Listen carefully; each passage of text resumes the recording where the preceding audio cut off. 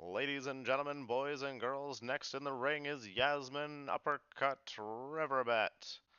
She is a standing 5'5", tall blonde of steel, made of Untamed, Brobnar, and Logos. Again, with two rares, 20 creatures, tough in the ring, two artifacts, and zero upgrades. Interesting combination. We also have some interesting ADHD scores. But what do you do there, right? It's some scores. It's not a set in stone anything. They could be all negative and still stomp face. So take them for what they will. It says we're a little low on the amber count on the cards itself, so we'll have to look for some combos. Board control looks like we have plenty of. That one's usually pretty accurate about determining. Amber control, we're looking a little low on the average, so again, we'll have to be sure to either check for captures and things like that maybe. Efficiency, meh. And consistency, meh. So, moving on, let's get to a game. We have up. We have won the flip and our first player. So, let's take a quick gander at the deck list and see what we'd want on a first turn from each house. From Brobnar, a first turn Pingle Who Annoys isn't a terrible card by any means. Um, Depending on what else we can get. Obviously, Headhunter isn't bad. Earthshaker's not going to be great. Screech Bomb is okay, but not amazing. Troll's going to be probably about your best bet, I think. For Logos, we're going to go into maybe a Doc Bookton or, actually Mother is probably going to be your best one there, just so you can get some advantage. And then over on the, yeah, Untamed side, we got some goodness, but I'm going to say Flaxia. So let's get back over to the game though and see what we have. We did not get Flaxia, but we look like we have a good turn, good second turn, but we did get first turn Mother. So we're going to keep this hand. Normally I like to mulligan, just kind of look around, but we're going to go Logos, Mother, play that creature, end our turn, and draw a bunch of cards. Everybody loves to draw a bunch of cards. So he's going to play a Lomir just to probably get it out of his hand with double Blood of the Titans. Double Blood of the Titans and a Gauntlet of Command. So he's a 15 power. Interesting. What do we do against 15 power? Uh, it looks like we just drop our Untamed and kind of move on. Let's go first with a Niffle on the left, Niffle Queen on the right, and a bear on the right of that. Let's play some Vigor to heal him, doesn't matter. And draw some new cards. Got Spectral Tunner, Dark Bookton, and some more Brobnar.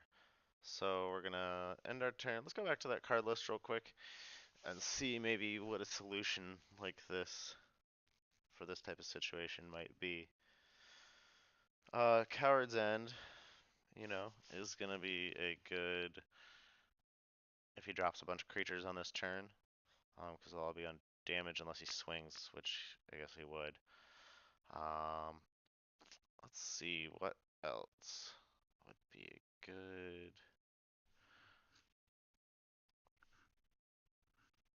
Hmm.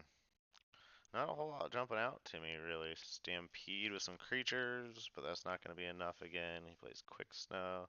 But he didn't go because it looks like he wanted to empty his hand and he knew that it was going to be somewhat safe because I'm not playing Dis, for example. So let's go back into that and see what we can do here. So he played Phase Shift, plays Quick Snow, Anomaly. He didn't play anything non interesting. Um, let's go ahead with some Brobnar here and see what we can pull out. Um, I think punching him might be a good idea just because he's skirmish. So we'll get that out of the way. I don't think we're really actually too worried about him because he can only fight or reap, obviously, right? So do we want to fight him with anything?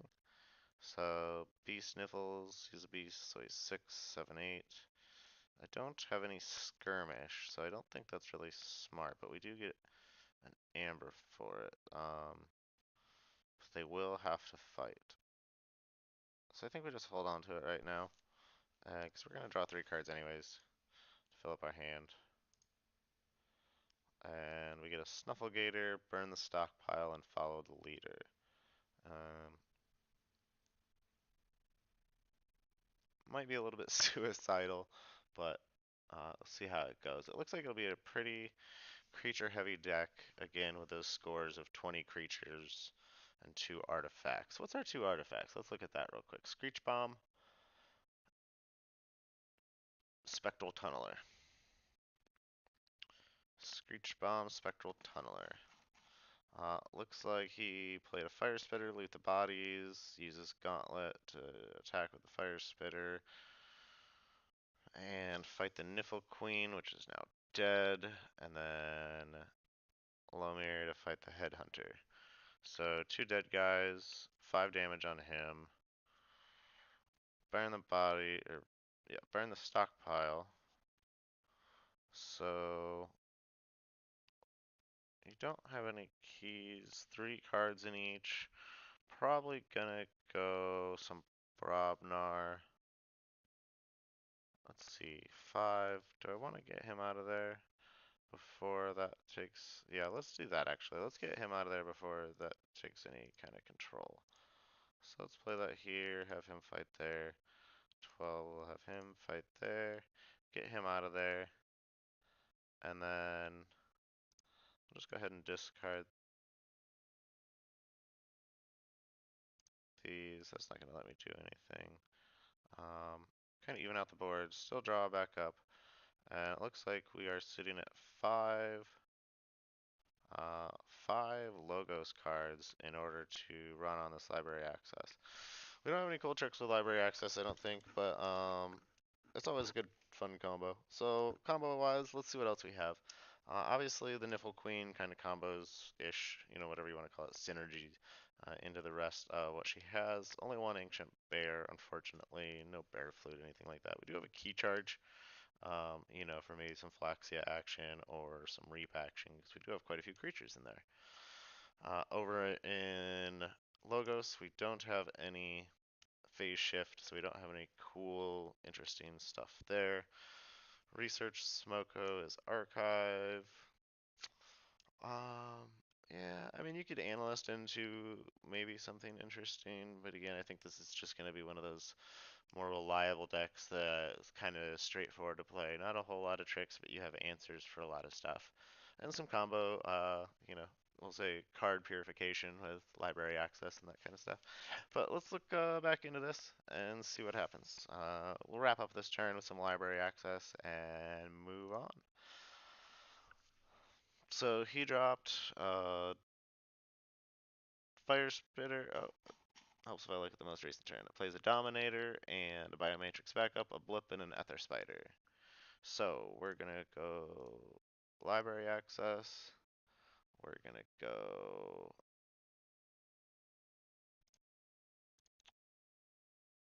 Fogify, and then we'll play Spectral Tunneler, and then we'll play Dr. Bookden on the right, and then we'll play a Veteran Analyst each time you use an artifact on the right, and we'll play Dr. Esoterra on the left.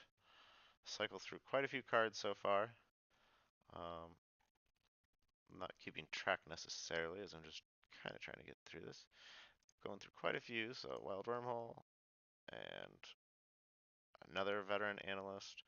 We'll go with him on the left. That does let you draw an additional card for each card with Wild Wormhole. I'll get him, go on the right. And it looks like that's where our combo tastic ends. We can reap with Mother and be done. Still 7 cards in our hand because we didn't go through anything else, but it did give us just enough to go through, the majority of our deck. Looks like altogether, let's count them actually while he's on his turn. We played Library Access, Fogify, Spectral Tunneler, Doc Bookton, Veteran Analyst, Dr. Esoterra, Research Smoko, Wild Wormhole, into a Veteran Analyst, into a Bat Drone, which leaves us at 9 cards that we just went through and played. So pretty spectacular. Again, guys, this is ran a little bit longer than I like to, but overall, this would be a fun deck. Super high on the fun factor. Board control, not necessarily a whole lot, but you do have, you know, some stuff in there, obviously. So it'll be kind of fun to play that out and see how it goes. But again, this is Sean's shop, so check us out. We have our links below. And again, this deck is available for sale. Thanks, guys.